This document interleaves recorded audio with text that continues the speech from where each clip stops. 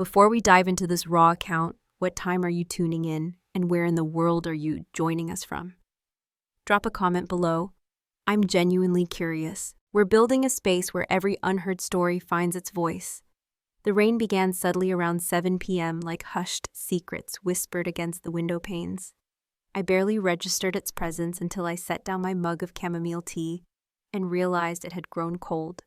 My apartment was a sanctuary of quiet, the only illumination emanating from a single lamp, casting long shadows in the corner, and the soft, inviting glow of my laptop screen. I had just put the final touches on a grueling client report from work, ready to finally shut down for the night when my phone blazed to life beside me. Willow, her name stark white against the dark screen, didn't shock me as much as it probably should have. Weeks had bled into weeks since we last spoke. An icy silence following her dramatic exit from our last family dinner, all over a joke, so insignificant no one even remembered the punchline. But that was classic Willow, a vanishing act for months, only to reappear with a tale, a burning need, a full-blown crisis. This time, however, something in the insistent pulsing of her name on the screen made my hand hover. I picked up. Her voice trembled thick with unshed tears, as if she'd been weeping for hours. Odie, can you talk? I remained silent, allowing her to fill the void. A familiar dynamic in our relationship. There's been a situation with the company. We lost a major investor. I've had to lay off half the dev team. Her breath hitched, a ragged sob escaping. I need help. Just then, a second voice, smooth and manipulative, cut through the fragile connection. Sweetheart, my mother purred as if she'd been lurking just off stage, waiting for her cue. This is family. You know your sister has always fought so hard for her business. I leaned back in my chair, a bitter taste rising in my throat, my gaze fixed on the relentless blinking cursor on the screen. My once comforting chamomile tea had turned utterly bitter. She didn't want to call my mom, continued her voice laced with a practiced sympathy. She was embarrassed, but you're the only one in the family who can do something. Please, baby. Willow's voice broke through again, softer now, laced with a desperate plea. Odie, I know it's a lot, but if I lose the company now, everything I've worked for, it's over. She sounded genuinely terrified, utterly desperate. And I'll admit it, a foolish sliver of pride flickered within me that she had turned to me instead of some cold, faceless investor. Maybe, just maybe, she still saw me as the reliable one, the one who could somehow piece things back together. Maybe that meant something, but pride is a treacherous currency in families like mine. Invisible, intangible, and ultimately worthless. Reluctantly opened my financial dashboard on my laptop. The stark numbers glowed back at me, $1.4 million in personal savings, painstakingly accumulated over nearly a decade of navigating the shark-infested waters of corporate strategy for a venture capital firm. I wasn't rich, not by a long shot. But I had clawed my way to a semblance of stability from a childhood steeped in chaos. And now chaos in the guise of my sister and mother was calling from both coasts, demanding a bailout. My fingers hovered over the keyboard. I started typing a concise contract bridge funding repayment terms, negotiable, optional equity.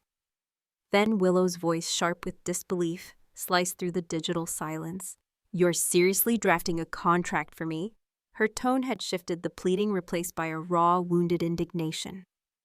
I didn't respond, my cursor hovering over the stark document I had just created. She pressed on, her voice dripping with offense. Wow, so now I'm just another business transaction to you. Before I could formulate a response, my mother interjected, her voice a chilling blend of ice and honeyed reproach. If your father were still alive, Odie, he'd be ashamed. You needed paperwork to help your own sister. I stared at the screen for another agonizing 10 seconds, the weight of their expectations pressing down on me. Then with a decisive click, I closed the tab, deleting the carefully worded file. In that single, irreversible action, I erased the only shield I had left, between raw emotion and cold hard logic. An hour later, fueled by a misguided sense of familial duty, and a lifetime of ingrained obligation, I transferred $1 million from my private account to Willow's business account. No documents, no ironclad agreements, just the kind of blind trust you're indoctrinated to give unconditionally, until life teaches you a brutal lesson. The call ended with a barely audible thank you, devoid of detail, devoid of a timeline. Just a hollow silence, as if the moment she got what she wanted, the urgency vanished into thin air. I sat in the oppressive darkness for what felt like an eternity, the sickly blue glow of the monitor bathing the room in an unsettling light. Outside, the rain intensified, pelting the window like a frantic warning. I just saved a company I don't even work for. I murmured aloud to the empty room. No confirmation, no follow-up, just an unnerving stillness. Somewhere deep within my chest, something shifted, not quite regret, but something far more ominous, an early, chilling awareness that I had irrevocably crossed a line. And Willow, she might have already walked away, leaving me stranded on the wrong side. I desperately tried to rationalize my impulsive act. I was helping family, I told myself, but a gnawing unease had already taken root, a cold knot in my stomach. That feeling didn't dissipate.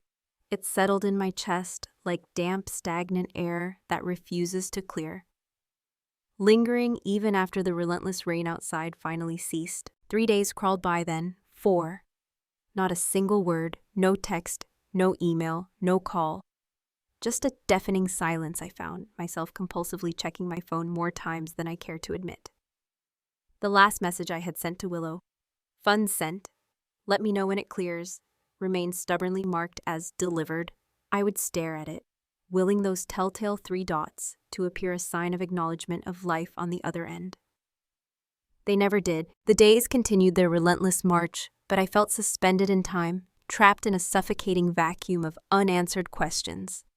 I went through the motions at work, showing up to meetings, nodding blankly at presentations, but inside I felt like I was precariously holding a room full of fragile glass. Every breath, every agonizing minute without a reply, caused something inside to crack a little more. By the 5th day, the silence wasn't just rude, it was deafening. That's when my mother's name flashed across my screen as I walked home from work. My hands buried deep in my coat pockets. My mind a turbulent mix of grocery lists and simmering, unspoken resentments. I hesitated before answering, already bracing myself for the familiar script. "Oh, Odie," she began, her voice dripping with that practiced tone she employed when about to disguise blatant judgment as feigned concern. "I just spoke to your sister. She's under so much pressure, I hope you're not expecting her to send you flowers right now." I remained silent, a tight knot forming in my jaw, letting her fill the space with her justifications and manipulations, as always. "She's trying to save an entire company, Odie. You can't even imagine the weight on her shoulders." "And honey cockles," she continued, her tone shifting to a wheedling sweetness. "You make more money than all of us combined. That money, come on, it's not like it's life-changing for you." My grip on the phone tightened, not because of what she said, but because of the gaping chasm of what she didn't say. She didn't ask how I was doing. She didn't offer a sliver of gratitude. She didn't even pause long enough to consider what this impulsive act had cost me. Not just in hard-earned savings, but in a fragile sliver of hope for familial connection. "I just think," she concluded, her voice taking on a sharp accusatory edge, "if you're going to make her feel guilty, that's just not fair. Guilt me." A bitter laugh almost escaped my lips. I ended the call abruptly before I uttered words I would inevitably regret. That night, I sat huddled on my couch, my legs tucked beneath me, staring blankly at the inert television screen. I wasn't angry. Not yet. I existed in a strange limbo between numbness and profound confusion. I kept replaying the same agonizing moment over and over in my mind. Willow's trembling voice, the desperate way she had uttered, "You're the only one who can help." It had felt so raw, so human, so utterly real in that moment of vulnerability. But now it felt rehearsed, a carefully crafted performance designed to elicit my impulsive response. My mind drifted back to all the times I had silently stepped in to help, the invisible safety net I had always provided. Paying for my brother Finn's disastrous student loans, when he inevitably flunked out of college, wiring money when Dad's crucial medication lapsed due to bureaucratic red tape, rejiggering the entire household budget during that devastating hurricane year. I never sought the spotlight, never even expected a simple acknowledgement. But this was different. This was $1 million, This was the future I had been meticulously saving for, the foundation upon which I planned to build my own boutique advisory firm. My first truly solo venture. I had already scouted the perfect office space, met with promising potential. Junior partners painstakingly crafted the firm's name. I'd even found a cutting-edge branding agency in Tacoma that was holding a quote for me. I had shelved it all, every carefully laid plan for Willow, and they acted as if it had never existed, as if my sacrifice was utterly inconsequential. I wasn't yearning for thunderous applause, wasn't craving public recognition, but the blatant pretense that my significant contributions simply hadn't happened. That stung with an unexpected ferocity, a deep visceral ache for which I was utterly unprepared. Around 9 p.m., I brewed another cup of tea, the ritual offering a small measure of comfort in the growing storm within me. I sat back down with my laptop. The familiar glow, usually a source of solace and purpose. Work typically grounded me, offered a sense of control, in a world that often felt chaotic. But tonight my focus fractured my attention, flitting between tabs. Email, calendar, Instagram, then back again in a restless cycle. That's when I saw it, a new post from Willow. Her profile remained the same, carefully curated facade. It always was black turtleneck, gold-rimmed glasses, soft, flattering filters, juxtaposed with sharp, aspirational captions. The photo depicted her and her beaming team standing in the sleek, open space of their glass-walled office. They were clapping their faces radiant with manufactured joy, holding iced coffees like triumphant warriors of the relentless hustle culture. The caption hit me like a physical blow. Against all odds, built it from nothing, #self-made, #founder grind, #grateful. No mention of the desperate midnight call. No word of the $1 million lifeline. No tag, not even a fleeting hint of the profound sacrifice that had made that triumphant photo even remotely possible. Built it from nothing. I stared at that single audacious line as if it had physically punched me in the gut. I didn't even register the warmth spreading across my palm until I realized I had clumsily spilled my tea onto my notebook, the scalding liquid mirroring the burning outrage igniting within me. That moment didn't just hurt.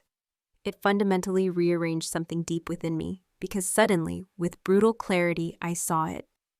The insidious pattern, the well-worn script, the way I had always been cast in their family drama, the silent backstage crew perpetually funding forever fixing and then seamlessly fading back into the shadows. But this time they had forgotten to dim the lights. They weren't just ignoring me. They were brazenly rewriting the entire narrative. And the most agonizing part, they were doing it with such effortless ease. It was a Thursday morning when the cold, hard truth slammed into me with the force of a physical blow. I was mindlessly scrolling through LinkedIn while impatiently waiting for my latte at the familiar corner cafe near my office. Amidst a sea of connection requests and industry posts, a bold headline snagged my attention, stopping my thumb mid-scroll. Willow Drake Woman of the Year in AI Innovation. Her face filled the screen, a picture of polished perfection, flawless hair, a confident, almost arrogant smile, a blazer so crisp it could cut glass. A stark contrast to the tear-streaked, desperate woman who had begged for my help at 2 a.m. The accompanying article opened with breathless fanfare, lauding her for single-handedly rescuing her floundering firm from imminent collapse without outside capital, attributing her miraculous turnaround to sheer grit and strategic vision. I blinked once, twice. That audacious phrase, without outside capital, echoed in my brain like a broken record. I reread the paragraph this time, whispering the words aloud, as if the act of speaking them might somehow alter their meaning. But there it was, stark and undeniable, as clear as the morning light streaming through the cafe window, the glaring omission of my existence, my $1 million intervention. There was no mention of crucial funding, no subtle whisper of vital support, no acknowledgement whatsoever that the only reason she still had a company to smile about in that glossy photograph was because I had clicked send on that fateful wire transfer. Driven by a morbid curiosity and a growing sense of disbelief, I clicked on the comment section. The feed was a nauseating stream of effusive applause. industry executives showering her with praise for her resilience, investors breathlessly proclaiming her an inspiration to female founders, even former college classmates chiming in with nauseatingly congratulatory remarks like, "Remember when she pitched that wild idea in Econ 201? She's always been a force." I hadn't been looking for accolades, hadn't craved public pronouncements of my generosity, but these were blatant lies meticulously crafted and disseminated in glossy, easily shareable press releases. That was different. That felt like a deliberate act of erasure, a calculated betrayal. I slammed my laptop shut that night with a force that startled the quiet of my apartment. The air felt colder despite the steady hum of the ancient radiator. I paced restlessly between the cramped kitchen and the dimly lit living room, desperately trying to suppress the primal scream of outrage building within me. I snatched up my phone and furiously typed a short, pointed message to Willow. "Is this how you want to tell the story?" Message delivered, seen. And that was it. Another deafening silence. By the next evening, I was suffocating in the confines of my apartment, desperately craving fresh air, a distraction, anything to break the suffocating weight of their blatant disregard. I impulsively texted Cameron, a former colleague from my intense years at Lockhart Capital. We hadn't properly caught up in months, but he was always good for a strong drink and an unapologetically blunt opinion. We met at a dimly lit downtown bar with offensively overpriced wine. He looked exactly the same, perpetually, a touch too casual for the immense wealth he managed. Halfway through our second glass, he leaned in conspiratorially, a knowing smirk playing on his lips. "So I hear your sister pulled off some kind of miracle funding round." I tilted my head, feigning ignorance, a bitter taste coating my tongue. "Miracle?" He shrugged, taking a slow sip of his Cabernet. "Rumor has it she raised her valuation almost overnight. People are saying she got some quiet angel investor to pour in a cool $1 million to boost the numbers before a big merger pitch. Clean move." My stomach churned. I played dumb, forcing a casual tone. "Any idea who this mysterious investor might be?" He took another deliberate sip, his eyes glinting with amusement. "No names, but apparently she totally ghosted them afterward. Classic startup play. Take the money close, the round disappear into the ether." I managed a weak smile, but my face felt stiff, frozen in a mask of forced nonchalance. Inside, something fundamental shifted, not in a sudden dramatic break, but like an ancient wall slowly giving way, brick by agonizing brick. The drive home was a blur of silent fury. The relentless highway lights seemed to mock me, blurring into indistinguishable streaks in my peripheral vision. When I finally stumbled into my apartment, I didn't even bother to shed my coat. I went straight to my desk. The familiar weight of my laptop. Offering a strange comfort, I opened my encrypted files, the digital fortress I had built to protect my sensitive information, and pulled up the irrefutable transfer record. There it was, stark and undeniable date time. Exact amount, clean. Simple, unmistakable. With a grim satisfaction, I created a new folder on my desktop, Willow-proof. Then I leaned back in my chair, staring blankly at the ceiling, finally allowing the raw, untamed anger to rise within me.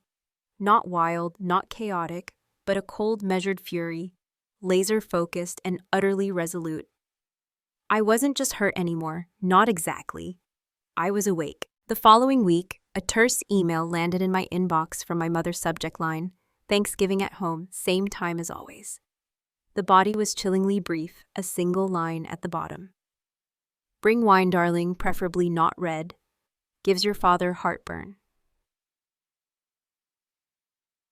I stared at it for an uncomfortably long time. After everything, after being systematically ghosted, brazenly, lied about, utterly erased from their carefully constructed narrative, I was still expected to show up to participate in the charade of familial harmony. And worse, a foolish, deeply ingrained part of me actually wanted to. Maybe I was still desperately chasing some phantom of recognition, not even an apology, not even a begrudging acknowledgement of my monumental contribution, but just to be seen, to matter to the people who had raised me. So with a heavy heart and a stubborn refusal to completely sever the ties, I said yes. I even bought a bottle of crisp white wine. A decent Chardonnay, mid-range, nothing extravagant. On Thanksgiving morning, I carefully ironed a soft, Already you just moved in, Dad said. I've owned this house for 6 weeks, I corrected him. Today is just the first day you've noticed. The revelation silenced them momentarily. 6 weeks of planning and preparation had happened literally next door, and they had been too self-absorbed to notice. The metaphor was almost too perfect. We're having a family dinner tonight, Mom finally said, regrouping. You should come over and we can discuss this situation properly. Thank you for the invitation, but I have unpacking to do. I declined politely but firmly, and contractors to supervise. What exactly are you having done back there? Dad asked, craning his neck to see past the house to where the excavation sounds continued. You'll see soon enough, I replied. Now if you'll excuse me, I have a lot to do. I closed the door gently but decisively, leaving them standing on the porch. Through the front window, I watched them confer among themselves, gesturing animatedly, before reluctantly returning to their house. Only Brooke glanced back, her expression unreadable from a distance. Over the next 2 weeks, the pool installation progressed rapidly. The excavation gave way to framing, then plumbing, then the gunite application that formed the pool's shell. From my parents' kitchen and living room windows, the construction was impossible to ignore, a daily reminder of my presence and prosperity. My parents made several attempts to reconnect, each one revealing their failure to understand the fundamental issue. Mom appeared at my door with homemade cookies to welcome you to the neighborhood, as if I were a stranger rather than her daughter. Dad offered to help with renovation decisions, suggesting paint colors and fixtures, as if my architectural training were meaningless. Each overture carefully avoided acknowledging their treatment of me or offering genuine apology. I remained cordial but distant, accepting the cookies with thanks but not inviting further conversation. I declined Dad's offers of help with a simple, I have professionals handling everything but thank you. The confrontation I had anticipated came when the waterfall feature was installed, its elegant stone facade rising prominently in the direct sightline from my parents' kitchen window. Mom appeared at my back door, which opened toward the pool construction. This seems excessive, she said without preamble, gesturing toward the half-finished pool. Are you trying to make some kind of statement? I looked at her steadily. I'm creating a home that reflects my values and priorities, just as you did when you decided the floor was adequate accommodations for your daughter. You're being dramatic about that, she dismissed. It was temporary. So is everything, I replied, including relationships. She flinched at the implication. What does that mean? It means I'm establishing boundaries. This pool, this house, they represent my independence and the respect I require moving forward. You and Dad taught me a valuable lesson about where I stand in the family hierarchy. I'm simply responding accordingly. By buying the house next door and building a pool we can see from our kitchen, this feels spiteful, Eleanor. I prefer to think of it as instructive. I corrected. Every time you look out your window, you'll remember the daughter who slept on your floor while having the capability to create all this. The daughter whose career achievements you dismissed. The daughter who will never again accept being treated as less than she deserves. For the first time, I saw something like understanding dawn in my mother's eyes, quickly followed by dismay. The narrative she had constructed about her struggling, directionless eldest daughter crumbled in the face of my evident success and determination. We didn't know you were suffering, she said quietly. You didn't want to know, I corrected her, and that makes all the difference. As spring turned to summer, my new life took shape with a clarity and purpose that surprised even me. My career at Hartman Design flourished as Marissa assigned me increasingly significant responsibilities on major projects. My home transformation continued, each improvement reflecting my personal taste and professional expertise. The pool neared completion, its azure waters visible from both my bedroom window and pointedly my parents' kitchen. The neighbors, many of whom had known me since childhood, reacted to my sudden home ownership with varying degrees of curiosity and support. Caroline Burton from across the street brought a housewarming plant with a card reading, "Congrats on your independence."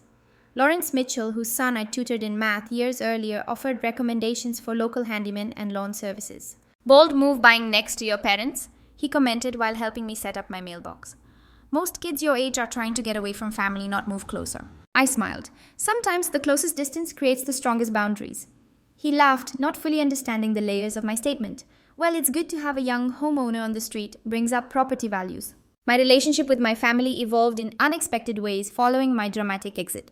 My parents cycled through stages of reaction, initial shock and disbelief, followed by indignation, then awkward attempts at reconciliation, and finally, a grudging respect tinged with embarrassment. Dad was the first to approach with something resembling genuine remorse. He appeared at my door one evening as I was planting flower beds along my front walkway. "Need an extra pair of hands," he offered, gesturing to the remaining plants. I hesitated, then nodded. You can start with the hostas along the side. We worked in silence for several minutes before he spoke again. The house looks good, Eleanor. You've done amazing things with it already. Thank you. Another long pause. I was wrong, Eleanor, about a lot of things. I continued planting, neither accepting nor rejecting his implicit apology. I never should have let your mother give away your room, he continued, and I certainly shouldn't have suggested you sleep on the floor. It was disrespectful and hurtful. I sat back on my heels, meeting his eyes directly. Yes, it was. I got caught up in Brooke's needs and forgot that you had needs too. That was unfair. It wasn't just unfair, I corrected him. It was dehumanizing. You treated me like my worth was tied to my employment status, like I was failing at life because of circumstances beyond my control. He winced at hearing his own words reflected back. I was wrong, he repeated, and I'm sorry. His apology was genuine, but incomplete. He understood that his actions had hurt me, but not how deeply they had altered our relationship. Still, it was a beginning. Mom proved less capable of genuine introspection. Her attempts at reconciliation focused on minimizing what had happened rather than acknowledging its impact. You're making too much of this, Eleanor, she said during an uncomfortable encounter at the local grocery store. Families make sacrifices for each other all the time. The problem wasn't the sacrifice, I explained, selecting apples with deliberate care. It was the assumption that I deserved less dignity than Brooke. It was the message that my worth was conditional. She sighed impatiently. Well, you've certainly made your point with that pool. The neighbors are all talking about it. I didn't build it for the neighbors, I replied, leaving her to draw her own conclusions. My success became increasingly difficult for my parents to ignore or dismiss. The local business journal featured Hartman Design's sustainable office complex, specifically highlighting my contributions to the project. My renovation choices attracted attention from neighbors and eventually a local home tour charity event. The swimming pool, completed in early June, became the envy of the neighborhood with its sleek design and energy-efficient heating system. I hosted my first pool party on the summer solstice, inviting colleagues from work, new friends, and neighbors, but not my family. From their kitchen window, my parents could see the gathering professional adults enjoying cocktails and conversation around the water feature I designed myself. The message was clear: I had created a joyful, successful life, literally within view of those who had dismissed my potential. The most surprising development came from Brooke. Unlike our parents, she approached me with straightforward remorse that suggested genuine growth. I was awful to you, she said bluntly, having appeared at my door one afternoon. I let Mom and Dad treat you badly, and then I piled on with my friends. I'm really sorry, Sam. Her directness caught me off guard. Why are you apologizing now? She shrugged, looking younger than her 18 years. I've been thinking about college, about being on my own soon, and I realized I might end up in your situation someday. Struggling, not because I failed, but because life is hard sometimes, and I'd hope someone would show me more kindness than we showed you. Her insight impressed me. That's perceptive. I miss you, she admitted, and I feel terrible about taking your room. I should have refused. You were 17. The adults should have known better.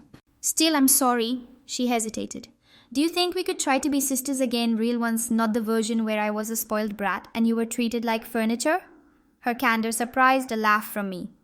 That's a pretty accurate summary. So can we start over? I considered her request. Unlike our parents, Brooke showed genuine understanding of the hurt caused and sincere desire to repair the relationship. She was young, still forming her adult identity and values. We can try, I agreed cautiously. But I need you to understand something. I'm not the same person who left your house that morning. I've changed in fundamental ways. I can see that. She gestured toward my home, the evidence of my transformation. You're kind of badass now. This time my laugh was genuine. Let's start with coffee next week. Small steps. Our parents continued their attempts at justification, even as evidence of their misjudgment surrounded them. Dad would casually mention my lucky break at Hartman, as if my success were a matter of chance, rather than education and persistence.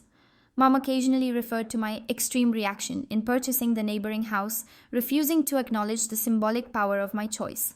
Your sister thinks we should all have dinner together soon, Mom mentioned during a chance encounter, as we both collected our mail, a family reunion of sorts. I'm not ready for that, I replied honestly, like my boundaries aren't negotiable right now. Boundaries, she repeated with a sigh. You never needed boundaries before. I always needed them, I corrected her. I just didn't know how to establish them until you and Dad taught me the consequences of not having them. As summer progressed, I found myself growing increasingly comfortable with my new reality. The anger that had initially fueled my actions gradually transformed into something more sustainable, a quiet confidence in my own worth and capabilities. I no longer needed my parents' validation or approval. The realization was simultaneously liberating and somewhat sad, a necessary growing up that came later than it should have. My home became my sanctuary, not just from my family's treatment, but from the lingering self doubt their actions had instilled. Each room reflected choices made with intention and care. My career provided not just financial security, but creative fulfillment and professional respect.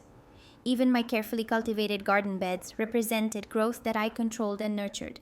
The pool, my most visible statement of independence, became less about sending a message to my parents and more about creating joy for myself.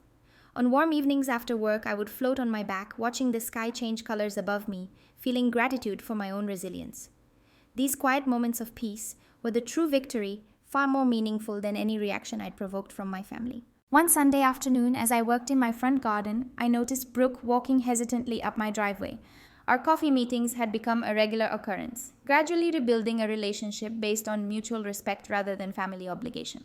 "Mom and Dad are fighting again," she said without preamble. "About you, about how they treated you. Dad says they were wrong. Mom says you're overreacting. It's getting worse." I continued pruning my rose bushes. "That's not your problem to fix, Brooke, or mine." "I know, but I hate seeing what's happening to our family." I straightened, meeting her troubled gaze. "The family was already broken when they decided I deserved less dignity than you. What you're seeing now is just the visible manifestation of problems that were already there." She nodded slowly. "I get that now. I just wish they did too." "They might eventually," I said, surprising myself with the optimism. "Growth isn't linear, and some people take longer than others." "When did you get so wise?" she asked with a small smile. "Somewhere between the floor and the pool," I replied. 1 year after purchasing my house, I hosted a housewarming party. The timing was deliberate, a celebration not just of the property, but of my journey from that first night on the hard floor to complete transformation. My home was now fully renovated, each room a testament to my vision and persistence. The garden beds burst with color, the kitchen gleamed with high-end appliances, and the pool sparkled in the June sunshine. My guest list was carefully curated colleagues from Hartman Design, including Marissa herself, neighbors who had supported my transition to home ownership, new friends made through professional networking, Aunt Patricia and Uncle Gregory, and after much consideration, Brooke. My parents received no invitation, a boundary that remained necessary for my peace of mind. As I arranged flowers in the kitchen, I caught sight of my reflection in the window. The woman looking back bore little resemblance to the one who had once silently rolled up a sleeping bag each morning to hide evidence of her existence. My posture was straighter, my expression more confident. The past year had reshaped me as thoroughly as I had reshaped this house. "This place is amazing, Sam," Brooke said, arriving early to help with preparations. At 18, she had matured considerably, her formerly self-centered perspective broadened by our conversations and her own experiences applying to colleges. "Thanks, it feels like home now." She glanced toward our parents' house visible through the kitchen window. "They know you're having a party." I expected they would notice. "Mom wanted me to ask if they could come." I told her I wouldn't bring it up. I smiled appreciatively. "Thanks for respecting that boundary." "I've learned a lot from you this year," she admitted, "about standing up for yourself, about not accepting less than you deserve." "Those were expensive lessons for me to learn," I said, thinking of the emotional cost rather than the financial investment in the house. "I'm glad they came easier to you." The party unfolded beautifully throughout the afternoon and into evening. Guests mingled on the patio, swam in the pool, and admired the thoughtful design choices throughout the house. Marissa raised a toast to my professional accomplishments, announcing my promotion to project lead on the firm's newest sustainable housing development. Aunt Patricia embraced me with tears in her eyes, whispering how proud she was of my resilience. As twilight descended, I found myself alone for a moment by the pool, watching the lights illuminate the water in shifting patterns of blue and teal. The waterfall feature created a soothing background soundtrack, its gentle splash embodying the tranquility I had fought so hard to achieve. Movement at the fence line caught my attention. My father stood in their backyard, watching the party from a distance. Our eyes met briefly before he raised a hand in a tentative wave. I returned the gesture with a small nod, neither inviting nor dismissing the connection. He lingered a moment longer before turning back toward their house, shoulders slightly slumped. The interaction brief as it was crystallized the year's most important lesson. True reconciliation could only happen when all parties acknowledged the reality of what had occurred. My parents remained caught in their own narrative, unable or unwilling to fully recognize the impact of their actions. Until that changed, our relationship would remain cordial but distant, like neighboring homeowners who exchanged pleasantries but never invite each other inside. Later that evening, as the last guest departed, Brooke helped me gather empty glasses from around the pool. I got accepted to State University, she announced casually. Full scholarship. Brooke, that's fantastic. I gave her a genuine hug. I'm so proud of you. I was thinking, she continued hesitantly, that I might study architecture if that's not weird since it's your thing. I smiled. It's not weird. You'd be great at it, really. Mom says it's too competitive that I should do business instead. The echo of familiar discouragement made me set down the glasses I was holding and face her directly. Listen to me, Brooke. The only person who gets to decide what you're capable of is you. Not Mom, not Dad, not me, you. She nodded slowly. Like you decided you were capable of all this. She gestured to encompass the house, the pool, my successful career. Exactly. The floor was never the end of my story. It's not even the most interesting part anymore. After Brooke left, I walked through my quiet house, turning off lights and reflecting on the journey of the past year. The pain had been real and deep, but it had also been transformative. From the humiliation of sleeping on a hard floor, I had built not just a home, but a life defined by my own terms. The lessons had come at a high cost, but their value was undeniable. True worth comes from within, not from others' validation. My parents' dismissal had felt like a definitive judgment on my value, but their assessment had been profoundly wrong. My worth existed independently of their recognition. Dignity is non-negotiable. By treating the floor as adequate accommodation, my family had attempted to normalize disrespect. My departure and subsequent success represented a reclamation of basic human dignity. Actions speak louder than apologies. My parents' continued attempts at reconciliation without full acknowledgement revealed the limits of verbal remorse without behavioral change. Creating boundaries isn't selfish, it's necessary. The physical boundary of separate houses represented the emotional boundaries needed for healthy relationships. Most importantly, I'd learned that pain could be channeled into productive action rather than bitter resentment. The house, the pool, my career advancement, none of these were acts of revenge, but rather affirmations of self-worth. I hadn't built this life to hurt my parents, but to heal myself. As I prepared for bed in my beautifully designed master bedroom, I thought about the sleeping bag still rolled in my parents' closet. That part of my life was over, but the lessons remained, an integral part of who I had become. I no longer harbored anger toward my family, just a clear-eyed understanding of our new reality and the boundaries necessary to maintain my peace. The transformation of the past year extended far beyond the physical spaces I had renovated. The most significant renovation had been internal reshaping my understanding of family respect and self-worth. From the humiliation of the floor had come the foundation of a life built on my own terms with no apologies and no compromises on essential dignity. The pool lights cast gentle blue reflections on my ceiling as I drifted towards sleep, content in the knowledge that I had created this sanctuary through my own determination. Whatever relationship evolved with my parents in the future would be one of equals meeting across a fence, not a daughter desperately seeking approval from a floor. Have you ever had to create a boundary with family that seemed drastic but was necessary for your well-being? Comment below with your experiences. If this story resonated with you, please like and subscribe to hear more journeys of personal growth and transformation, and share this with someone who might need encouragement to stand up for their worth. Remember, sometimes the most painful experiences can lead to the most beautiful transformations if we have the courage to take that first step. Thank you for listening to my story, and remember that you deserve dignity and respect in every relationship in your life.